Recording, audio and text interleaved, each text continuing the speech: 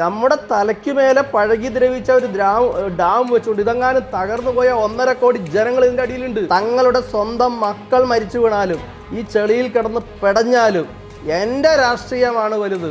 എന്ത് വിഡ്ഢികളാണ് ഇങ്ങനത്തെ ജനങ്ങൾ ലോകത്ത് എവിടെയെങ്കിലും ഉണ്ടാ? പൊട്ടിക്കഴിഞ്ഞാലേ അറിയാലോ, കംപ്ലീറ്റ് അനിഹിലേഷൻ ആയിരിക്കും. ഈ ഇടുക്കി ഡാമിന്റെ അവസ്ഥ എന്തായിരിക്കും? ഇടുക്കി ഡാം ഓൾറെഡി തന്നെ ചരിഞ്ഞ് നിൽക്കുമെന്ന് റിപ്പോർട്ടുണ്ട്. നാണം കെട്ട ആൾക്കാരാണ് ഇവിടെ കേരളം ഭരിക്കുന്നത്. അവർക്ക് പണം മതി. അത് മുല്ലപ്പെരിയാർ ഡാമിന്റെ കാച്ച്മെന്റ് ഏരിയയിലാണ്, റിസർവോയർ ഏരിയയിലാണ് വീണെങ്കിൽ പിന്നെ നമ്മളുണ്ടോ? കേരളം റെഡ് സോണിലാണ്. എവിടെ വേണമെങ്കിലും 7+ വരുന്ന ഭൂകമ്പം ഉണ്ടാകാം. മരിച്ചാൽ മതി. അവിടെ അതിൻ്റെ ഇടയിലെങ്ങാനും ജീവനോടെ കിടന്നാലുണ്ടല്ലോ, നരകം മാറി നിൽക്കും. ആ ഡാം പൊട്ടിക്കഴിഞ്ഞാൽ എത്ര നേരം കൊണ്ടായിരിക്കും എറണാകുളത്തേക്ക് വെള്ളമെത്തുക? 4 കോടി ജനങ്ങൾ അങ്ങോട്ട് തീർന്നു എന്ന് വിചാരിച്ചുകൊണ്ട് ഇന്ത്യ മഹാരാജ്യത്തിന് ഒന്നും സംഭവിക്കാൻ പോകുന്നില്ല. വെറുതെ ആവശ്യമില്ലാതെ മനുഷ്യന് ടെൻഷൻ തരാൻ വേണ്ടി ഓരോ പ്രസ്താവനകളായിട്ട് വരും. ഇയാൾക്ക് വേറെ പണിയില്ലേ? മനുഷ്യന് ഇയാൾക്കെതിരെ കേസ് എടുക്കണം. 142 നിന്ന് 139 കുറയ്ക്കാനല്ല പോകുന്നത്. ഞങ്ങൾ 142 നിന്ന് 152 ഇപ്പൊ പറയുന്നതാണ്.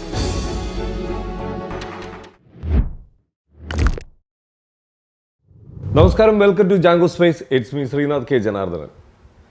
മലയാളികളെ ഏറ്റവും കൂടുതൽ ആശങ്കയിലേക്ക് തള്ളിവിട്ട ഒരു വിഷയമാണ് മുല്ലപ്പെരിയാർ. എല്ലാ മഴക്കാലത്തും മലയാളികൾ മുടങ്ങാതെ ചർച്ച ചെയ്യുന്നൊരു വിഷയവുമാണ് മുല്ലപ്പെരിയാർ. ആ ഒരു ആശങ്ക നിലനിൽക്കുമ്പോൾ തന്നെ ഇന്ന് തമിഴ്നാട് വിചിത്രമായ ഒരു വിധി നടപ്പിലാക്കാൻ തീരുമാനിച്ചിരിക്കുന്നു. മുല്ലപ്പെരിയാറിൻ്റെ പരിധി 152 അടിയിലേക്ക് ഉയർത്താൻ തീരുമാനിച്ചിരിക്കുന്നു. ഇനി എന്ത്? ഈ വിഷയത്തിൽ നമ്മളോട് കൂടുതൽ ഇതിനെക്കുറിച്ച് ചർച്ച ചെയ്യാൻ വേണ്ടി നമ്മളോടൊപ്പം എത്തിയിരിക്കുന്നത്, നമുക്ക് എല്ലാവർക്കും അറിയാം, ഈ വിഷയവുമായി ബന്ധപ്പെട്ട് ഒരുപാട് യാത്ര ചെയ്ത, ഒരുപാട് പ്രതിഷേധങ്ങൾ അറിയിച്ച, ഒരുപാട് കളിയാക്കലുകൾ നേരിടേണ്ടി വന്ന നമ്മുടെ സ്വന്തം അഡ്വക്കേറ്റ് റസൂൽ ജോയ് സാറാണ്. സാർ നമസ്കാരം. സാർ, സത്യം പറഞ്ഞാൽ എല്ലാവരുടെയും മനസ്സിൽ ഈ മഴക്കാലത്ത് മാത്രം ഓർമ്മ വരുന്ന ഒരു കാര്യമാണ് മുല്ലപ്പെരിയാർ. ബാക്കി അതങ്ങ് കഴിഞ്ഞു. മഴക്കാലം കഴിഞ്ഞാൽ ഡാമുമായിട്ടുള്ള ബന്ധം വിട്ടു ആൾക്കാർ. വളരെ കുറച്ച് ആൾക്കാർ മാത്രമേ അതുമായിട്ട് മുമ്പോട്ട് പോകുന്നുള്ളൂ. പക്ഷെ ഇപ്പോൾ 182 അടിയിലേക്ക് ഈ ഡാമിൻ്റെ പരിധി ഉയർത്തുമ്പോൾ എന്താണ് ഇനി യഥാർത്ഥത്തിൽ സംഭവിക്കാൻ പോകുന്നത്? അങ്ങനെ ഉയർത്തിയാലല്ലേ ഉള്ളൂ, ഉയർത്തില്ല. ഉയർത്തി അന്നേരം തന്നെ താഴെ കിടക്കൂലേ? അത് അവർക്കും അറിയാം. ഇനി ഉയർത്തിക്കഴിഞ്ഞാൽ അത് പൊട്ടും. പിന്നെ അത് ഇപ്പം തന്നെ അതിൻ്റെ അവസ്ഥയെല്ലാം ഭീകരമാണെന്നാണ് അതിനെക്കുറിച്ച് പഠിച്ചിട്ടുള്ള ഏജൻസികളെല്ലാം തന്നെ പറയുന്നു. അപ്പോൾ ഇനി 152 ഉയർത്തുക എന്നുള്ളത് അവർ ഉയർത്താൻ പോകുന്നൊന്നുമില്ല, ചുമ്മാ പറയുന്നതാണ്. പക്ഷേ അതിൻ്റെ ഉള്ളിൽ ഒരു ധാർഷ്ട്യമുണ്ട്, ഒരു അഹങ്കാരമുണ്ട്. നമ്മളാണ് വെള്ളം കൊടുക്കുന്നത്, അല്ലേ? ഈ വെള്ളം കൊണ്ട് 5 ജില്ലകളെ നനയ്ക്കാൻ അവർക്ക് കഴിയുന്നുണ്ട്. അതിൽ നിന്ന് 50,000 കോടി രൂപ ലാഭം ഉണ്ടാക്കിയെടുക്കാൻ അവർക്ക് കഴിയുന്നുണ്ട്. 438 കോടി മുതൽ 468-70 കോടി വരെയും രൂപയ്ക്കുള്ള ഇലക്ട്രിസിറ്റി ഉൽപ്പാദിപ്പിക്കാൻ അവർക്ക് കഴിയുന്നുണ്ട്. കേരളത്തിന് എന്ത് കിട്ടും?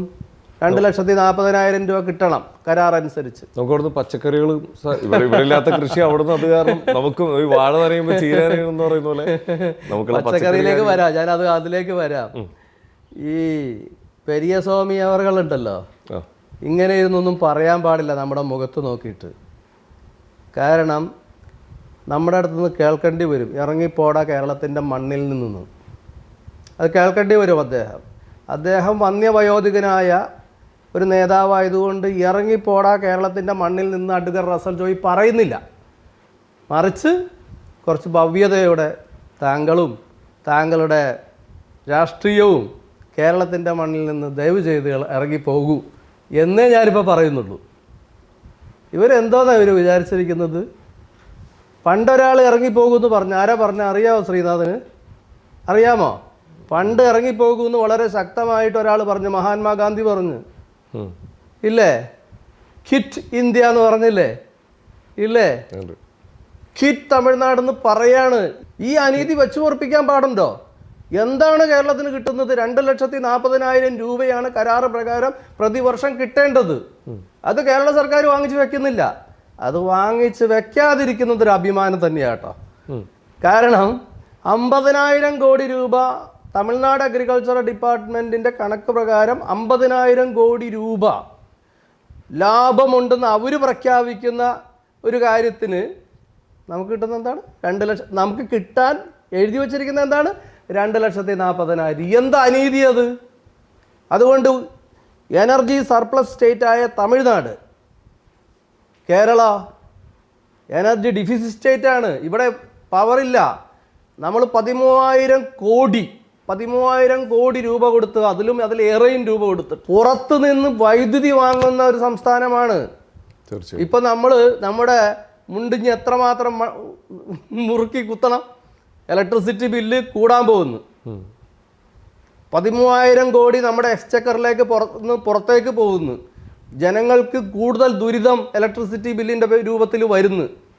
438 മുതൽ 468, 78, 88 വരെയൊക്കെ ഉള്ള 400-നും 500-നും ഇടയ്ക്ക് കോടി രൂപയുടെ ഇലക്ട്രിസിറ്റി തമിഴ്നാട് ഉൽപ്പാദിപ്പിക്കുന്നു. എന്നിട്ട് ആ ഇലക്ട്രിസിറ്റി നമുക്ക് വിൽക്കുന്നു. ഇത് ബ്രിട്ടീഷുകാർ ചെയ്തിട്ടില്ല കേട്ടോ.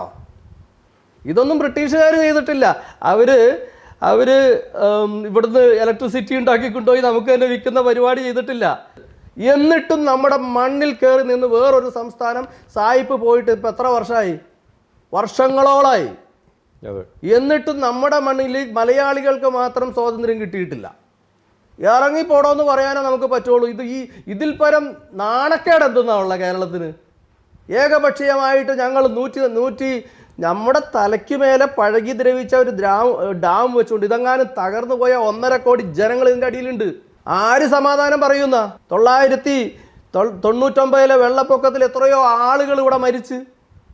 അത് ആക്ട് ഓഫ് ഗോഡായി ഇല്ലേ? 2018 വെള്ളപ്പൊക്കം ഉണ്ടാക്കിയത് നമ്മളാണ്. ഉണ്ടാക്കിയത്. അതൊരു പ്രകൃതി ദുരന്തമൊന്നുമല്ല. അല്ലല്ല. അതിനെക്കുറിച്ച് അന്വേഷിക്കാൻ വേണ്ടി കേരള ഹൈക്കോടതി എൻ്റെ കേസിൽ അമിക്കസ് ക്യൂറിനെ വെച്ച് ഞാൻ കൊടുത്ത കേസിൽ ഞാൻ കൊടുത്തത് ഇത്രയേ ഉള്ളൂ. ഇതൊരു പ്രകൃതി ദുരന്തമല്ല, ഇത് മാൻമെയ്ഡ് ഡിസാസ്റ്ററാണ്.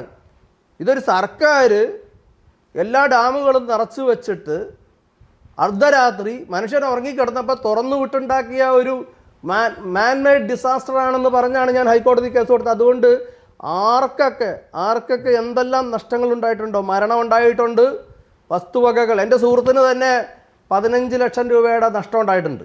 ആലുവയിലുള്ള എൻ്റെ ഒരു സുഹൃത്തിന്. ഞാൻ കേസ് കൊടുത്തത് അദ്ദേഹത്തിന് വേണ്ടിയാണ്. വേറെ ഒരാൾക്കും കൂടി വേണ്ടി, ഒരു റെസിഡൻസ് ഓർഗനൈസേഷനും കൂടി വേണ്ടി കൊടുത്തായിരുന്നു. അപ്പോൾ ഇവർക്കൊക്കെ ഭീമമായ നഷ്ടമുണ്ട്. ഇത് 2 പേർക്കെതിരെ ഞാൻ കേസ് കൊടുത്തത്. അത് കൂടാതെ ഈ കേരളത്തിൽ എത്രയോ ആളുകൾക്ക് പ്രളയം മൂലം ഭീമമായ നഷ്ടമുണ്ടായി, മരണപ്പെട്ടു. ഇത് ഗവൺമെൻറ് ഓഫ് കേരള കോമ്പൻസേറ്റ് ചെയ്യണമെന്ന് പറഞ്ഞാൽ ഞാൻ കേസ് കൊടുത്തത്. അതിലാണ് അമിക്കസ് ക്യൂറി പറഞ്ഞത് ഇത് ഒരു മാൻമെയ്ഡ് ഡിസാസ്റ്റർ ആണ്, നമ്മളുണ്ടാക്കിയത്. സാർ, ഞാൻ നമ്മൾ പ്രളയത്തിൻ്റെ ഇതിലേക്ക് വരാം. എനിക്ക് ഒരു ഡൗട്ട്. അതായത് ഇപ്പം നമ്മൾ മുല്ലപ്പെരിയാർ ഇഷ്യൂവിൻ്റെ കാര്യം നമ്മൾ സംസാരിക്കുമ്പോൾ സാർ ഈ പറഞ്ഞ ഈ ആരോപണങ്ങളെല്ലാം അല്ലെങ്കിൽ ഈ പറയുന്ന കാര്യങ്ങളെല്ലാം ഇവിടെ നമുക്ക് വേറൊരു രാജ്യത്തൊരു വിഷയം നടന്നാൽ ഇവിടെ കൊടിയെടുത്ത് ഇറങ്ങുന്ന ഒരുപാട് രാഷ്ട്രീയ പ്രവർത്തകരുണ്ട്, ഒരുപാട് സംഘടനകളുണ്ട്. നമ്മുടെ സ്വന്തം നാട്ടിൽ ഇങ്ങനെ ഒരു വിഷയം നടന്നിട്ട് ഇപ്പോൾ അത് 152 അടി ആക്കും എന്ന് പറയുമ്പോൾ സാറ് പറഞ്ഞു വെച്ച് നോക്കുമ്പോൾ ഇതൊരു ജലബോംബ് എന്നാണ് സാർ ഇതിനെ വിശേഷിപ്പിക്കുന്നത്. ഇത് പൊട്ടിത്തകർന്ന് 1.5 കോടിയോളം ആളുകൾ മരിക്കുന്ന പറയുന്നത്. ഒരാൾ എന്താ സാർ രംഗത്തിറങ്ങാത്തത്? അത് എന്നോടല്ല ചോദിക്കേണ്ടത്. ഇത് ഇറങ്ങി 2011 തോന്നുന്നു. കേരളത്തിന്റെ ഒരറ്റം മുതൽ മറ്റേ അറ്റം വരെ ഇടതുപക്ഷവും വലതുപക്ഷവും എല്ലാം കൂടി മനുഷ്യ മതിലുണ്ടാക്കിയില്ലേ? തീർച്ചയായും. 2011 ശേഷം ശക്തി കൂടിയ ഡാമിന്. 2011 മനുഷ്യ മതിലുണ്ടാക്കാൻ പുറപ്പെട്ടു വന്ന ജനങ്ങൾ ഇന്നവിടെ പോയി. അപ്പോൾ എന്താ പ്രശ്നം? തങ്ങളുടെ സ്വന്തം മക്കൾ മരിച്ചു വീണാലും ഈ ചെളിയിൽ കിടന്ന് പെടഞ്ഞാലും എൻ്റെ രാഷ്ട്രീയമാണ് വലുത്. എൻ്റെ നേതാവ് വിളിക്കുമ്പോൾ ഞാൻ മതിൽ കെട്ടാൻ പോകും. എൻ്റെ നേതാവ് ഡാം സുരക്ഷിതമാണെന്ന് പറഞ്ഞാൽ അന്ന് മുതൽ സുരക്ഷിതമാണ്. എന്ത് വിഡ്ഢികളാണ് ഇങ്ങനത്തെ ജനങ്ങൾ ലോകത്ത് എവിടെയെങ്കിലും ഉണ്ടാ? തലയിൽ രാഷ്ട്രീയം തലച്ചോറില്ല. ഒരു കാര്യം ചോദിക്കട്ടെ, നമ്മളിപ്പോൾ ഒരു 10 പേര് ഒരു തീരുമാനം എടുക്കുമ്പോൾ ഒരാളെങ്കിലും അതിന് വ്യത്യസ്തമായി ചിന്തിക്കും. തെറ്റിൻ്റെ കൂടെയാണ് നമ്മൾ 10 പേര് നിൽക്കുന്നതെങ്കിൽ അല്ലെങ്കിൽ ഒരാളെങ്കിലും അതിൽ മാറി ചിന്തിക്കും. ഇല്ല, നിങ്ങൾ പറയുന്നതെല്ലാം ശരിയാണ്, എല്ലാവരും ഒരേപോലെയാണ് തീരുമാനം എടുത്തേക്കുന്നത്. ആരുമില്ല, ഒരാൾ പോലും രംഗത്തില്ല. ഇനി ആരെങ്കിലും തുടക്കം ഇട്ട് കഴിഞ്ഞാൽ കുറേ ആളുകൾ ഇങ്ങ് ഇറങ്ങും. പക്ഷേ ഒരാൾ പോലും മുന്നിട്ട് ഇതിലേക്ക് ഇറങ്ങുന്നില്ല. ഇപ്പം ഇന്ന് 152 ആക്കുമോ ഇല്ലയോ എന്തെങ്കിലും ആയിക്കോട്ടെ, ഇത്ര 100 വർഷത്തിൻ്റെ മുകളിലേക്ക് എത്തിയ ഒരു ഡാം എനിക്കും ലോകത്തിൽ വളരെ അപൂർവങ്ങളിൽ ഒന്നാണ് ഇവിടെ ഈ നടക്കുന്നത്. എന്നിട്ട് ആരും അതിൻ്റെ മുമ്പിലേക്ക് വരുന്നില്ല സാർ. അപ്പോൾ ഇനിയിപ്പോൾ ഈ പറയുന്നതിന് അപ്പുറത്തേക്ക് വേറെ വല്ല കഥയുണ്ടോ? ഇനി ഇത് പൊട്ടില്ല, ഇനി ഒരിക്കലും പൊട്ടാൻ പോകുന്നില്ല, അതുകൊണ്ടാണ് ഞങ്ങളെല്ലാവരും മിണ്ടാതിരിക്കുന്നത്, അങ്ങനെ എന്തെങ്കിലും സ്റ്റോറി വേറെ വല്ലതും ഇനി ഏതെങ്കിലും വഴി കൂടി വന്നിട്ടുണ്ടോ? ശ്രീനാഥ് ചോദിക്കണ ഇത് വിട്ടിട്ട് വേറെ ഒരു കഥയുണ്ടോ, പിന്നാമ്പുറത്തുണ്ടോ? ഇപ്പൊ നമ്മളൊക്കെ പറയുന്നതല്ലാതെ ഇതിന്റെ പിന്നാമ്പുറത്ത് ഒരു കഥയുണ്ടോ? അതല്ലേ ചോദ്യം? യെസ്, അത് തന്നെ. ഓക്കെ, നമ്മളെ ലോകത്തിൽ ഒരു ഡീപോപ്പുലേഷൻ അജണ്ട ഉണ്ട്, അത് മനസ്സിലായിട്ടുണ്ടോ? അതായത് ലോകത്ത് പോപ്പുലേഷൻ കുറയ്ക്കുക, ആ അജണ്ടയുമായിട്ട് ഈ ലോകത്തെ നയിക്കുന്ന ചില ബാഹ്യശക്തികൾ പ്രവർത്തിക്കുന്നുണ്ട്. ചില കളറുള്ള ആളുകൾ ലോകത്തുണ്ടാവാൻ പാടില്ല, അങ്ങനത്തെ ഒരു അജണ്ടയുണ്ട്. അവർ ഇത്തരം കാര്യങ്ങൾ ഉപയോഗപ്പെടുത്തും. മരുന്നായിട്ട് വരും, വാക്സിനായിട്ട് വരും, ഡാം ഡിസാസ്റ്ററായിട്ട് വരും, അങ്ങനെ പലതും. സംശയിക്കണം, ഇതിൻ്റെ അടിയിൽ 1.5 കോടി ജനങ്ങൾ എന്ന് പറയുമ്പോൾ ഇതിൻ്റെ അടിയിലുള്ള ഒരു കെമിക്കൽ ഫാക്ടറി പൊട്ടിയാലോ? ഈഥൈൻ എന്ന് പറഞ്ഞ വാതകം, അത് വിഷവാതകമാണ്. ബെൻസീനും വിഷവാതകമാണ്. ഈ 2 വാതകങ്ങൾ പുറത്തേക്ക് വന്നാലോ കേരളത്തിലെ മൊത്തം ജനസംഖ്യ പോയില്ലേ? കേരളത്തിൽ നിൽക്കോ? ഈ വായു എവിടെ പോയാലും അവിടെയൊക്കെ ജനങ്ങൾ വീണ് മരിക്കും. തീർച്ചയായും തമിഴ്നാടിനും ബാധിക്കില്ലേ? ബാധിക്കാം. അത് അവർ മനസ്സിലാക്കാത്ത എന്താണെന്നാണ് ഞാൻ ചോദിക്കണേ. അത് അവർ മനസ്സിലാക്കാത്തത് എന്താണ്? ഈ സദേൺ നേവൽ കമാൻഡ് എന്ന് പറയണ രാജ്യസുരക്ഷയെ ബാധിക്കുന്ന ഒരു പ്രസ്ഥാനം ഇതിൻ്റെ അടിയിലുണ്ട്. കേന്ദ്ര സർക്കാർ എന്തുകൊണ്ട് ഇത് മനസ്സിലാക്കുന്നില്ല? നേവൽ ആർമമെന്റ് ഡിപ്പോ ഇതിൻ്റെ അടിയിലില്ലേ? എന്തുകൊണ്ട് കേന്ദ്ര സർക്കാർ മനസ്സിലാക്കുന്നില്ല? ശരിക്കും ഇത് പൊട്ടിക്കഴിഞ്ഞാൽ ഇത് അങ്ങനെ ആവരുതെന്ന് നമ്മളെല്ലാവരും ആഗ്രഹിക്കുന്നു. പൊട്ടിക്കഴിഞ്ഞാൽ ഇനിയും ഇതിൽ നേരം വെളുക്കാത്ത ആളുകൾ ഉണ്ടായിരിക്കാം. പൊട്ടിക്കഴിഞ്ഞാൽ ഉണ്ടാവാൻ പോകുന്നത് എന്താണ്? ശരിക്കും പൊട്ടിക്കഴിഞ്ഞാൽ അറിയാലോ, കംപ്ലീറ്റ് അനിഹിലേഷൻ ആയിരിക്കും. കാരണം എന്താ, ഇത് നമ്മൾ ആരോടും ചോദിക്കുകയോ പറയുകയോ ഒന്നും വേണ്ട, നമ്മൾ കണ്ടതാണ്, ഇന്ത്യയിൽ കണ്ടതാണ്. ഇന്ത്യയിൽ 36 ഡാംസ് തകർന്നു. ഞാൻ എംഫസൈസ് ചെയ്ത് പറയാണ്, മേസൺറി ഗ്രാവിറ്റി ഡാംസ് ഇന്ത്യയിൽ തകർന്ന് എത്രയോ ലക്ഷക്കണക്കിന് ആൾക്കാർ മരിച്ചവർക്ക് പോയി. ഞാനും ശ്രീനാഥും പോയാൽ നമുക്ക് പോയി, അത്രയേ ഉള്ളൂ. 1.5 കോടി ജനങ്ങൾ പോയി, അത്രയേ ഉള്ളൂ. ഇന്ത്യയുടെ ഒരു കോർണറിൽ 3863 സ്ക്വയർ കിലോമീറ്റർ മാത്രമുള്ള ഒരു തേങ്ങാപ്പൂള് പോലൊരു സ്ഥലത്ത് 4 കോടി ജനങ്ങൾ അങ്ങോട്ട് തീർന്നു എന്ന് വിചാരിച്ചുകൊണ്ട് ഇന്ത്യ മഹാരാജ്യത്തിന് ഒന്നും സംഭവിക്കാൻ പോകുന്നില്ല. 4 കോടി ജനങ്ങൾ കേരളത്തിൽ നിന്ന് അങ്ങോട്ട് തീർന്നെന്ന് വിചാരിച്ചുകൊണ്ട് ഈ ഇന്ത്യക്കൊന്നും സംഭവിക്കാനൊന്നും പോകുന്നൊന്നുമില്ല. ഇതിൻ്റെ അടിയിൽ നാച്ചുറൽ ഗ്യാസ് ഉണ്ട്, കരിമണലുണ്ട്, അട്ടപ്പാടിയിൽ സ്വർണ്ണമുണ്ട്. ഈ ഫോറസ്റ്റിലെല്ലാം മതിക്കാനാവാത്ത ധാതു ലവണങ്ങളെല്ലാം ഉണ്ട്. ഇവിടെ കിളച്ചു മറിക്കാൻ തുടങ്ങും. ആളുകളാണ് പ്രശ്നം. ഇന്ന് കരിമണലെടുക്കാൻ പ്രശ്നം എന്താണ്? ജനങ്ങളാണ്. നാച്ചുറൽ ഗ്യാസ് എന്ന് പറഞ്ഞിട്ട് കൊച്ചിയിൽ കുഴിക്കാൻ പറ്റാത്തതിൻ്റെ കാരണം എന്ത്? ജനങ്ങളാണ്. അട്ടപ്പാടിയിൽ നിന്ന് സ്വർണം ഖനനം ചെയ്യാത്തത് എന്താണ്? ജനങ്ങളും ഫോറസ്റ്റ് ലോസുമാണ് പ്രശ്നം. നമ്മുടെ വനങ്ങളോ, ഈ വനത്തിന് വേണ്ടിയല്ലേ മുല്ലപ്പെരിയാർ ഡാം ഉണ്ടാക്കിയത്? ശ്രീനാഥൻ അറിയോ? വനത്തിന് വേണ്ടിയാണ് ബ്രിട്ടീഷുകാർ മുല്ലപ്പെരിയാർ ഡാം ഉണ്ടാക്കിയത്. അന്നല്ലാതെ തമിഴ്നാട്ടിൽ വെള്ളമില്ലാഞ്ഞിട്ടൊന്നുമല്ല. ഈ പെരിയസ്വാമി എന്ന് പറയുന്ന ഗ്രാമവികസന മന്ത്രി എവിടെ നിന്നാണ് സംസാരിച്ചെന്നറിയോ ശ്രീനാഥന്? എവിടെയാണ്? തേനിയിലെ പ്രളയം അവലോകനം ചെയ്യാൻ വന്നതാണ്. പ്രളയം അവിടെ വെള്ളമില്ലാത്ത സ്ഥലത്താണ് പ്രളയം ഉണ്ടാവണേ ആണോ? ഇത് ബ്രിട്ടീഷുകാർ പറഞ്ഞ കഥയാണ്.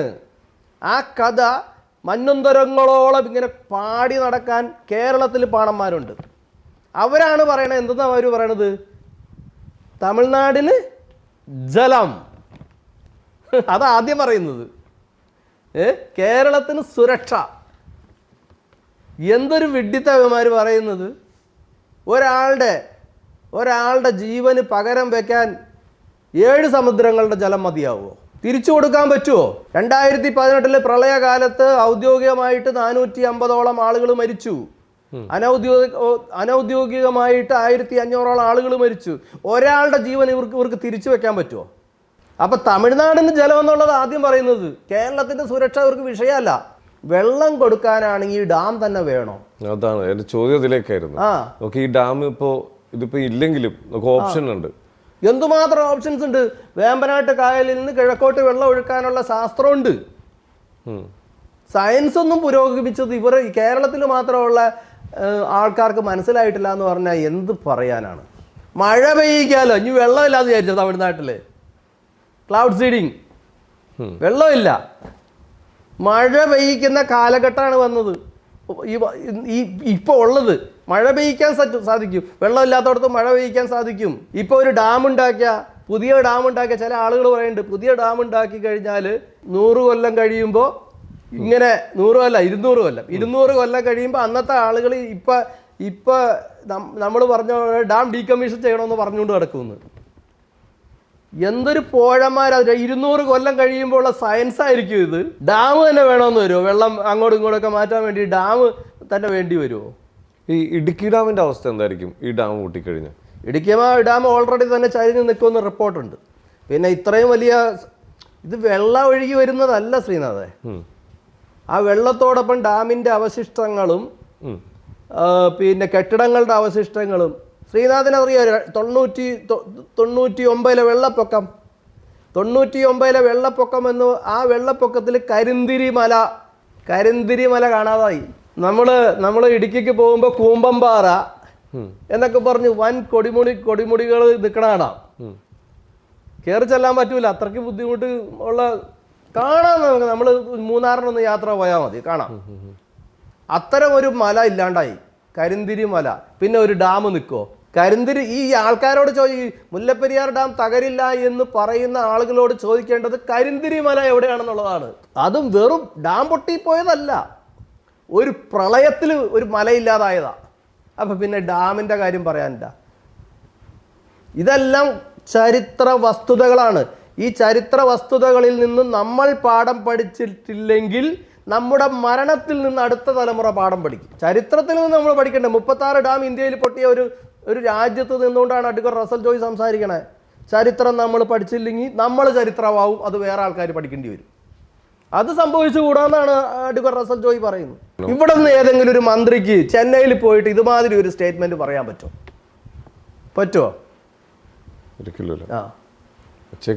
നാണം കെട്ട ആൾക്കാരാണ് ഇവിടെ കേരളം ഭരിക്കുന്നത്. അവർക്ക് പണം മതി, അധികാരവും പണവും മതി. അതിന് വിഡ്ഢികളായിട്ടുള്ള കുറെ ആളുകളെയും കിട്ടിയിട്ടുണ്ട്. പണ്ടത്തെ ജനങ്ങളൊന്നും അല്ല ഇത്, ഒന്നിനും കൊള്ളൂല്ലാത്ത ജനങ്ങളെ ഇപ്പൊ കേരളത്തിലുള്ളത്. അപ്പൊ ഈ രാഷ്ട്രീയം, നമ്മുടെ രാഷ്ട്രീയമാണ് പ്രശ്നം. ഈ രാഷ്ട്രീയം ഈ ജനങ്ങളെ എവിടെ കൊണ്ടുവന്ന് എത്തിച്ച്? ഒരു കരിക്ക് കുടിക്കാൻ പറ്റുമോ? കരിക്ക് എൻഡോസൾഫാൻ എന്ന് പറയുന്ന മാരക വിഷം തെങ്ങ് തുരന്ന് അതിൻ്റെ ഉള്ളിൽ വെച്ച് ആ തെങ്ങിൻ്റെ ഒരു ഓലയിൽ പോലും ഒരു കാക്ക പോലും വന്നിരിക്കില്ല. കാക്കക്കറിയാം അത് വിഷമാണെന്ന്. അതേലുണ്ടാവുന്ന കരിക്ക് കേരളത്തിലേക്ക് സ്പെഷ്യലാണ്. നമ്മളിപ്പോൾ അമേരിക്കയിലേക്കോ യൂറോപ്പിലേക്കോ എന്തെങ്കിലും സാധനം അയച്ചാൽ അവർ ടെസ്റ്റ് ചെയ്ത് വിഷമുണ്ടെന്ന് കണ്ടാൽ തിരിച്ചയക്കും. ഇവിടെ ഒരു സർക്കാരുണ്ടോ? തമിഴ്നാട്ടിൽ നിന്ന് വരുന്ന സാധനങ്ങൾ വിഷമുണ്ടോ എന്ന് നോക്കി വിഷമുണ്ടെങ്കിൽ തിരിച്ചയക്കാൻ ഇവിടെ ഒരു സർക്കാരുണ്ടോ? ഇന്ന് യുവാക്കൾ ഇവിടെ പെടഞ്ഞു വീണ് ചാകുന്നു, ഇല്ലേ? കുഴഞ്ഞു വീണ് ചാകുന്നു. ഒരു 10-30 വയസ്സാകുമ്പോഴത്തേക്കും പ്രമേഹവും കാർഡിയാക് അറസ്റ്റ് ഇല്ലാത്ത പ്രശ്നങ്ങളെല്ലാം ഇന്നത്തെ യുവാക്കൾക്കുണ്ട്. ഇതാ തീറ്റ. എന്തെങ്കിലും തിന്നാൻ കൊള്ളുന്നുണ്ടോ? പാലുണ്ടോ? കഴിഞ്ഞ ദിവസം പത്രത്തിൽ ഒരു റിപ്പോർട്ട് വന്നില്ലേ? എന്തോ ഒരു കെമിക്കൽ ഉപയോഗിച്ച് ആർട്ടിഫിഷ്യൽ പാലുണ്ടാക്കി ഒരുത്തം വിൽക്കുന്നു. ഇത് തടയാനോ ഇത് പാലാണോന്നോ പരിശോധിക്കാനുള്ള സംവിധാനം ഈ സർക്കാരിന്, ഇതിനു മുമ്പുള്ള സർക്കാരിന്, ഇവിടുത്തെ പ്രതിപക്ഷത്തിന്, ഇവർക്കൊക്കെ ഈ നാടിന് ഉണ്ടാക്കി കൊടുക്കാൻ സാധിച്ചിട്ടുണ്ടോ? സാർ, അപ്പോഴും ഒരു ചോദ്യം, ഇതിനൊരു കരാറുണ്ട്. ഇതൊരിക്കലും 900 ചില വർഷം കഴിയാതെ ഈ ഡാമിലേക്ക് നമുക്കൊന്നും ചെയ്യാൻ പാടില്ല എന്നൊരു കരാറുണ്ട്. ഈ കരാറ് നിലനിൽക്കുന്നതുകൊണ്ടായിരിക്കുമോ ഇനിയിപ്പോൾ ഇതുപോലെ ആരും ഇതിലേക്ക് ഇറങ്ങിത്തിരിക്കാത്തത്? ഈ കരാറ് അത് ശ്രദ്ധിക്കണം. അതായത് ഈ കരാറ് റദ്ദാക്കണമെന്ന് ആദ്യമായിട്ട് ആവശ്യപ്പെട്ടത് ആരാന്ന് ശ്രീനാഥൻ അറിയാം? ഇല്ല. സർ CP രാമസ്വാമി അയ്യർ എന്ന കേരളം ഭരിച്ച ഒരു ദിവാനാണ് ഈ കരാറ് റദ്ദാക്കണമെന്ന് ആവശ്യപ്പെട്ട് കരാറ് റദ്ദ് ചെയ്തത്. നിയമപ്രകാരം ഉത്തരവ് സമ്പാദിച്ചത് സർ CP രാമസ്വാമി അയ്യരാണ്. അദ്ദേഹത്തിന് നമ്മൾ പ്രതിഫലം കൊടുത്തത് എന്താണെന്നറിയോ? ഇല്ല. ഒക്കെ അറിയണം, ഈ തലമുറ അറിയണം. നമ്മൾ കൊടുത്ത പ്രതിഫലം അദ്ദേഹത്തിൻ്റെ മൂക്ക് ചെത്തി വിട്ടു എന്നുള്ളതാണ്.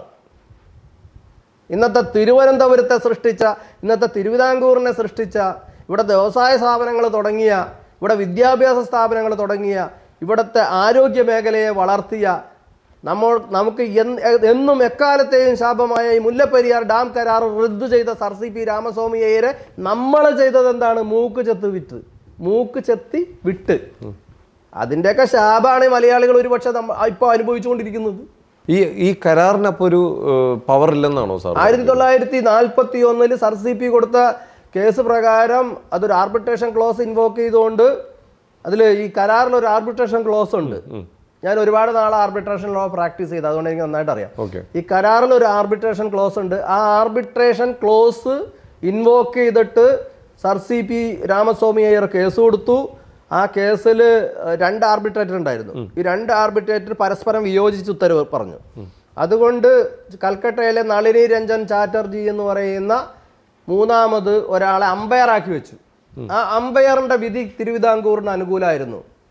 തമിഴ്നാട്, അന്ന് തമിഴ്നാടല്ല, ബ്രിട്ടീഷ് ഇന്ത്യ കരാർ ലംഘനം നടത്തിയത് കൊണ്ട് കരാർ റദ്ദു ചെയ്തിരിക്കുന്നു. ഒന്ന് ആലോചിച്ച് നോക്കണം. ബ്രിട്ടീഷ് ഇന്ത്യയുടെ ജുഡീഷ്യൽ സിസ്റ്റം ഉള്ള ഒരു നാട്, ആ നാട്ടിൽ ബ്രിട്ടീഷ് ഇന്ത്യക്കെതിരെ ഒരു വിധി വന്നു. ആ വിധി നേടിയത് നമ്മുടെ തിരുവിതാംകൂറിൻ്റെ ദിവാനായിരുന്ന സർ CP രാമസ്വാമി അയ്യരാണ്. അത്രയ്ക്ക് ശക്തമായിരുന്നു ബ്രിട്ടനിലെ റൂൾ ഓഫ് ലോ. എന്നിട്ടാണ് ഇന്ന് കോൺസ്റ്റിറ്റ്യൂഷൻ വെച്ച് തമിഴ്നാടിന് വിടുപണി ചെയ്യുന്നത് ഇവിടുത്തെ രാഷ്ട്രീയ ആൾക്കാർ. നമ്മുടെ നാട്ടിൽ കയറി നിന്ന് വേറൊരു സ്റ്റേറ്റ് ഭരിക്കുന്നു. അത് നമ്മൾ 1.5 കോടി ജനങ്ങൾ ഇതിൻ്റെ അടിയിലുണ്ടായിട്ടും അവർ ഡാമിന് എന്തെങ്കിലും പറ്റിക്കഴിഞ്ഞാൽ, ഡാം 36 ഇന്ത്യയിൽ തകർന്നു പറഞ്ഞില്ലേ, ലോകത്ത് ഓരോ വർഷവും ഓരോ ഡാം തകരുന്നുണ്ട്. ആ ഒരു പിന്നെ ക്ലൈമറ്റ് ചേഞ്ച് പണ്ടൊക്കെ മഴ പെയ്യുകയാണ്, drizzling through the raindrops എന്നൊക്കെ പറഞ്ഞ കവിതയിൽ അങ്ങനത്തെ മഴയൊന്നും ഇല്ല. ഇപ്പോൾ എന്താണ്? മേഘവിസ്ഫോടനം. ഒരു മേഘം പൊട്ടിത്തെറിച്ച് താഴേക്ക് വീഴും മഴയായിട്ട്. അത് എന്തുമാത്രം ക്വാണ്ടിറ്റി വെള്ളമുണ്ടോ? ഇപ്പോൾ മുല്ലപ്പെരിയാർ ഡാമിൻ്റെ ആ ഒരു കാച്ച്മെൻറ്റ് ഏരിയയിലാണ് ഒരു മേഘം വന്ന് ഇതുപോലെ താഴേക്ക് വീഴുന്നതെന്ന് തീർന്ന്. സിമ്പിളായിട്ട് ഈ മേഘവിസ്ഫോടനം എന്ന് പറഞ്ഞ ആളുകൾക്ക് മനസ്സിലായിട്ടില്ല ഇതുവരെ എന്താന്ന്. മനസ്സിലായോ? മേഘം എന്ന് പറഞ്ഞ ഒരു കടലാണ്. ആ കടൽ വെള്ളമായ ഇങ്ങോട്ട് താഴേക്ക് വീഴുക, ഇതാണ് മേഘവിസ്ഫോടനം. അത് മുല്ലപ്പെരിയാർ ഡാമിൻ്റെ കാച്ച്മെൻറ്റ് ഏരിയയിലാണ്, ആ റിസർവോയർ ഏരിയയിലാണ് വീണെങ്കിൽ പിന്നെ നമ്മളുണ്ടോ? ഭൂമികുലുക്കം വന്നാലും ഈ പറയുന്ന പോലെ ഡാമിന് അത് പ്രശ്നമല്ലേ? ഭൂമികുലുക്കം വന്നിട്ടുണ്ടല്ലോ. ഞാൻ ഇലക്ട്രിസിറ്റി ബോർഡിൽ നിന്ന് അതിൻ്റെ ഭൂമികുലുക്കത്തിൻ്റെ ഡീറ്റെയിൽസ് എല്ലാം എടുത്ത് സുപ്രീം കോടതിയിൽ ഹാജരാക്കിയിട്ടുണ്ട്. അത് പ്രകാരം 210 ഭൂമികുലുക്കം ഉണ്ടായി. 210 ആരെങ്കിലും അറിഞ്ഞിട്ടുണ്ടോ? എനിക്കറിഞ്ഞൂടാ. കേരളത്തിലുണ്ടായ കാര്യമാണ്. 210 ഭൂകമ്പങ്ങളുണ്ടായി. അതിൽ ഏറ്റവും മാഗ്നിറ്റ്യൂഡ് കൂടുതലുള്ളത് 4.2 4.2 എന്ന് പറയുന്നത് അത്ര ചെറിയ ഭൂകമ്പം അല്ല, ചെറിയ കുലുക്കല്ല അത് മുല്ലപ്പെരിയാർ ഡാമിൻ്റെ വിസിനിറ്റിയിലാണെങ്കിൽ ഡാം തീർന്നാനെ, ഇടുക്കിയുടെ വിസിനിറ്റിയിലാണെങ്കിലും ഇടുക്കി ഡാം തീർന്നാനെ. ഏത് ഡാമിൻ്റെ വിസിനിറ്റിയിലാണ് ഈ 4.2 എന്ന് പറഞ്ഞ് അത് പൊട്ടിപ്പോയാൽ. അപ്പോൾ നമ്മുടെയൊക്കെ ഭാഗ്യമുണ്ട്, നമ്മുടെയൊക്കെ ഒരു ദൈവാധീനം എന്നൊക്കെ പറയുന്നത് ഉണ്ട്. അതുകൊണ്ട് ഈ ഡാംസിൻ്റെ അടുത്തൊന്നും പോയി കുലുങ്ങിയില്ല, അതുകൊണ്ട് നമ്മൾ രക്ഷപ്പെട്ടു. പക്ഷെ കേരളം 84 ഡാം ഉണ്ടാക്കി വെച്ചിരിക്കുന്നു. 84 ഡാം എന്ന് പറയുമ്പോൾ 84 കടലുണ്ടാക്കി വെച്ചിരിക്കുന്നു. ഈ വെള്ളത്തിൻ്റെ മർദ്ദം താഴേക്ക് ഉണ്ടാവും. മർദ്ദം താഴേക്ക് വന്നാൽ പാറയുടെ പാറകളൊക്കെ ലേയേഴ്സ് ആയിട്ടാണ് മിക്ക സ്ഥലത്തും. ആ ലേയേഴ്സ് അങ്ങ് തെന്നും. ഇവിടെ നിന്ന് തെന്നി തമിഴ്നാട് വരെ പാറകൾ നീങ്ങിപ്പോയിട്ടുണ്ട്. അങ്ങനെ നീങ്ങുമ്പോൾ എന്ത് സംഭവിക്കും?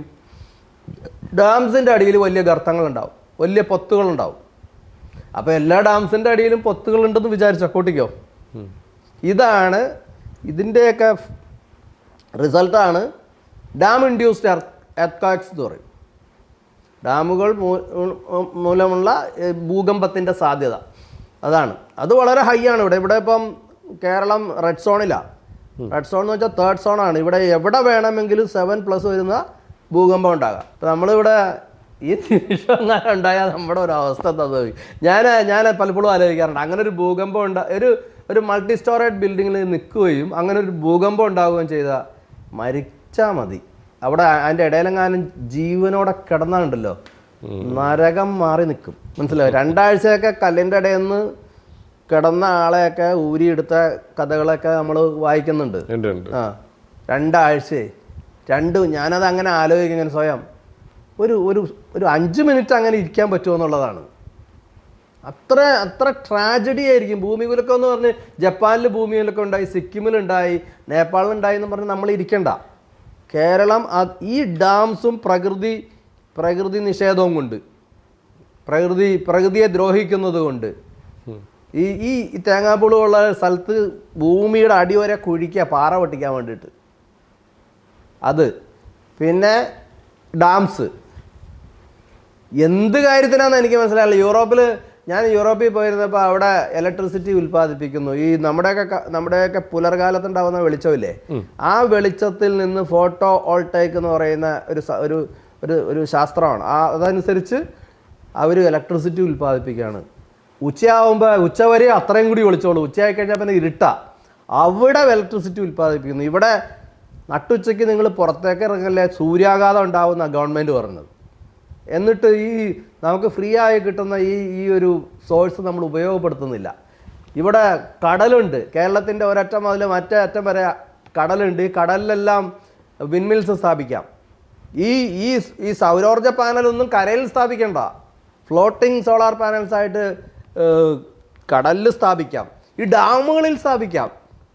ഡാമുകളിൽ ഇങ്ങനെ വെള്ളം ഇങ്ങനെ കിടക്കാമല്ലേ, അവിടെ ഫ്ലോട്ടിംഗ് സോളാർ പാനൽസ് വെച്ചാൽ ഈ ഹൈഡ്രോ ഇലക്ട്രിക് പവറിൽ കൂടുതൽ പവർ കിട്ടും. ഇതൊന്നും അവർ ചെയ്യത്തില്ല. ഈ 13,000 കോടി രൂപയുടെ ഇലക്ട്രിസിറ്റി പുറത്തുനിന്ന് വാങ്ങണം, അതിൻ്റെ കമ്മീഷൻ കിട്ടുമല്ലോ. 13,000 കോടിക്ക് ഒരു പകുതി കമ്മീഷൻ കൂട്ടിക്കോ, അതാണ്. അപ്പോൾ എത്ര കോടി രൂപ ഈ ഭരിക്കുന്നവർക്ക് പോക്കറ്റിൽ വരും. എന്നിട്ട് ജനങ്ങളെ പിഴിയും ഇലക്ട്രിസിറ്റി ബില്ലെന്നുള്ള രീതിയിൽ. ഇനി പിഴിഞ്ഞ് കേരളം ഇല്ല. ഇവിടുത്തെ യുവാക്കൾ ഇപ്പം എന്താ ചെയ്യണേ, ഞങ്ങൾക്ക് ഈ നാടേ വേണ്ട, എങ്ങോട്ടെങ്കിലും പോവാന്നും പറഞ്ഞ് പോകാല്ലേ.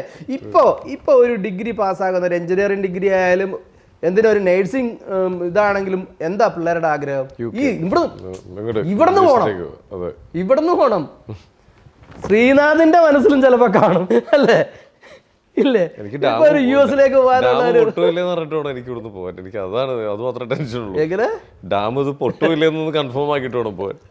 സാർ, ഞാൻ വേറൊരു കാര്യം ചോദിക്കട്ടെ. ഇപ്പം ഇത്രയും കാര്യങ്ങൾ, ഇത്രയും അറിവുകൾ സാറ് പറയുന്നു. ഒരു സൈഡിൽ ഇപ്പോൾ പൊട്ടിക്കഴിഞ്ഞാൽ ഇപ്പോൾ സാറും ഞാനും ഇവിടെ നിൽക്കുന്ന എല്ലാവരും അപകടത്തിൽപ്പെടും, എല്ലാവർക്കും അറിയാം. കാരണം വേറെ നമ്മൾ സൂപ്പർ പവറൊന്നുമില്ല നമുക്ക്. ഇതറിഞ്ഞിട്ടും ഒരു സൈഡിൽ കുറേ ആളുകൾ സാറിനെ ചീത്ത വിളിക്കുന്നുണ്ട്. വെറുതെ ആവശ്യമില്ലാതെ മനുഷ്യനെ ടെൻഷൻ തരാൻ വേണ്ടി ഓരോ പ്രസ്താവനകളായിട്ട് വരും. ഇയാൾക്ക് വേറെ പണിയില്ലേ, ഇയാൾക്കെതിരെ കേസ് എടുക്കണം, ഒരുപാട് കമൻറ്റുകൾ. ഇപ്പോൾ സാറിന് ഇൻ്റർവ്യൂസ് എടുത്ത് നോക്കി കാണാം. ഇപ്പം നമ്മൾ ഈ ചെയ്യുന്ന ഈ ഇൻ്റർവ്യൂവിൻ്റെ താഴെയും വരും. അപ്പോൾ ഇങ്ങനെയൊക്കെ ആളുകൾ സ്വന്തം ജീവൻ പോകുമെന്ന് പറഞ്ഞിട്ടും കുറേ ആളുകൾ ഇങ്ങനെ പറയുന്നുണ്ടെങ്കിൽ എവിടെയെങ്കിലും സാറ് ചിന്തിച്ചിട്ടുണ്ടോ, ഇനി ഞാൻ പറയുന്നതിൽ എന്തെങ്കിലും തെറ്റുണ്ടോ എന്ന് എവിടെയെങ്കിലും സാറ് ചിന്തിച്ചിട്ടുണ്ടോ? ഞാൻ എൻ്റെ ബുദ്ധി വെച്ചാണ് ചിന്തിക്കുന്നത്.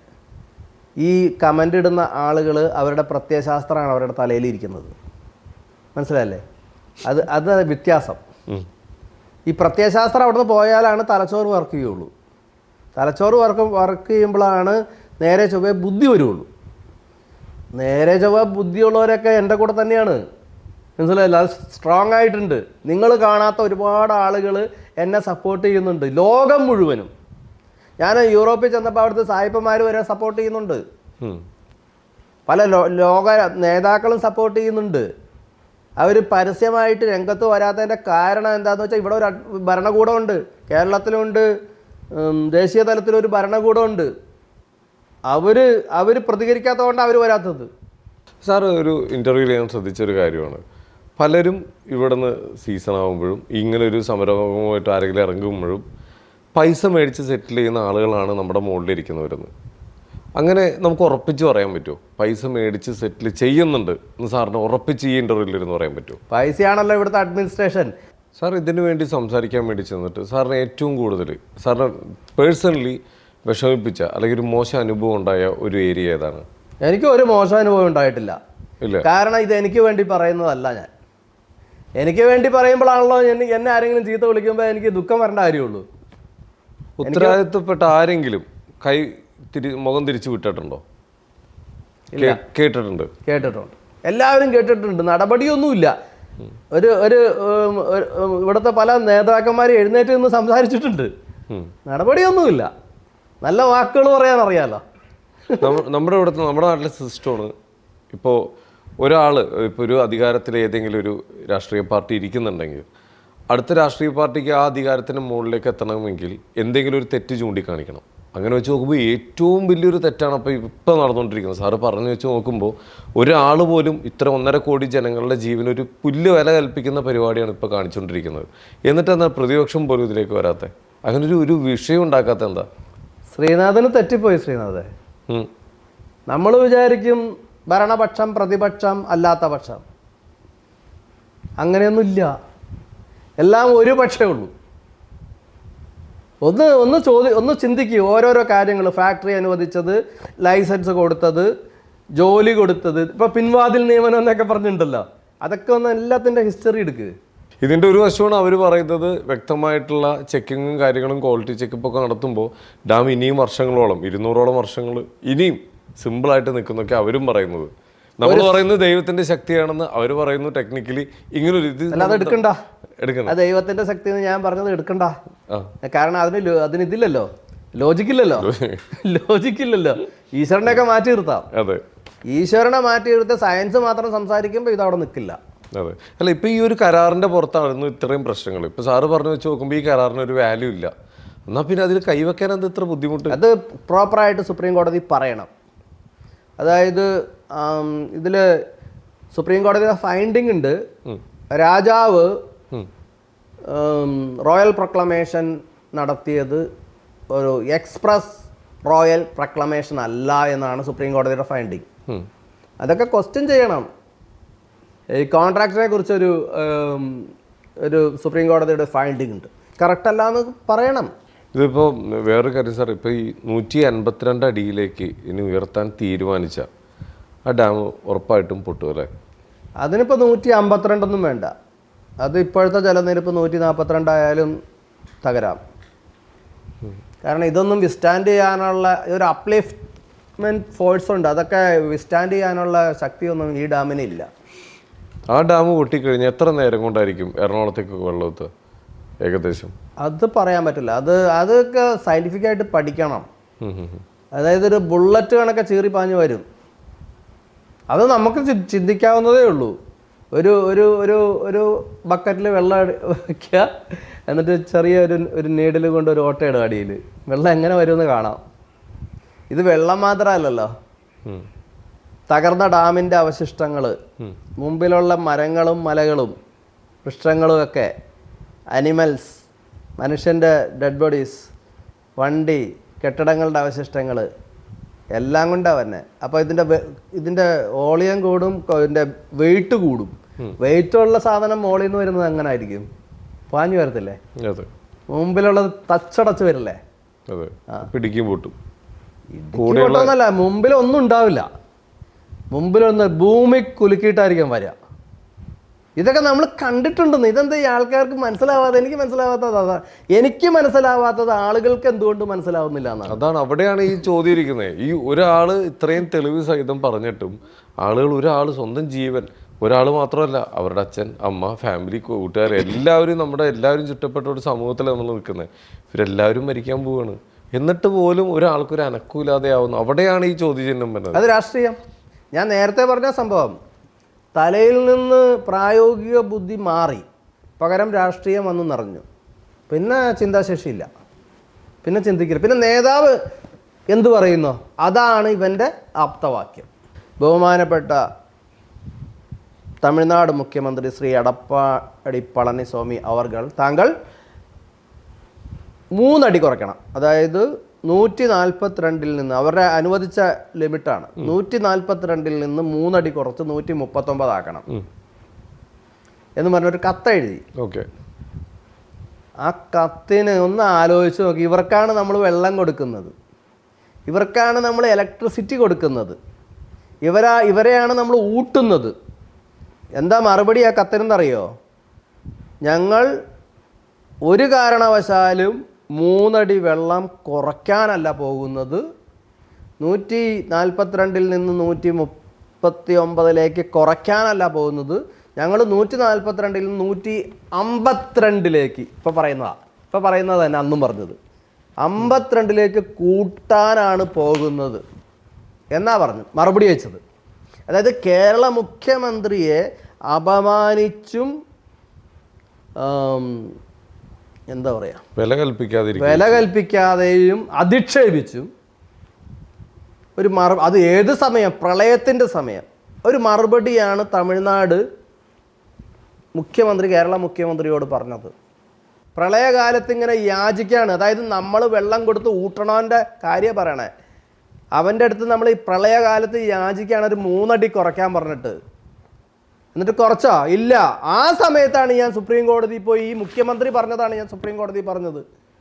ഞങ്ങളുടെ നാട് പ്രളയത്തിലാണ്, കുട്ടികളടക്കം മരിച്ചൊഴുകി നടക്കുന്നു, മൃഗങ്ങൾ അനിമൽസ് എല്ലാം ഒഴുകി നടക്കുന്നു, കെട്ടിടങ്ങൾ തകർന്നു വീഴുന്നു, എന്തു ചെയ്യുന്നൊരു പിടിയില്ല, സന്നാഹങ്ങളെല്ലാം തകർന്നിരിക്കുന്നു, നേവിക്കോ ആർമിക്കോ എയർഫോഴ്സിനോ ഒന്നും ചെയ്യാൻ പറ്റാത്ത ഒരവസ്ഥ, ഒരു 3 അടി കുറയ്ക്കണം. അത് തന്നെയാണ് ഞാൻ സുപ്രീം കോടതി പറഞ്ഞത്. ഒറ്റ ദിവസം കൊണ്ട് കുറച്ചു. ഒറ്റ ദിവസം കൊണ്ട് തമിഴ്നാട് ഈ ധാർഷ്ട്യം പറഞ്ഞ തമിഴ്നാട് ഒറ്റ ദിവസം കൊണ്ട് 142-ൽ നിന്ന് 139-ലേക്ക് കുറച്ച്. അതാണ് തമിഴ്നാടിന് കിട്ടിയ 2ാമത്തെ അടി. അവരെല്ലാ കേസിലും ജയിച്ചുകൊണ്ടിരുന്നവരാ. അവർ തോറ്റ 2ാമത്തെ വിധിയാണത്. ആദ്യത്തെ വിധിയും ഞാനാണ് കേരളത്തിന് വേണ്ടി വാങ്ങിയത്. അപ്പോൾ എന്തായാലും ഇതിനെല്ലാത്തിനും ഒരു ഉത്തരത്തിന് വേണ്ടി ഞങ്ങൾ എല്ലാവരും വെയിറ്റ് ചെയ്യണം സാർ. എന്തായാലും ഒരുപാട് സമയങ്ങളാണ് സാർ ഇതിന് വേണ്ടി ചിലവാക്കുന്നത്. അതെല്ലാം ഒരു സത്യത്തിന് വേണ്ടിയിട്ടാവട്ടെ. എന്തായാലും ഞങ്ങൾ ആ ഉത്തരത്തിന് വേണ്ടി വെയിറ്റ് ചെയ്യുന്നു. എന്തായാലും നമ്മുടെ ഈ ഷോയിലേക്ക് വന്നതിന് ഒരുപാട് സന്തോഷം. എന്തായാലും thank you sir. Thank you. നന്ദി.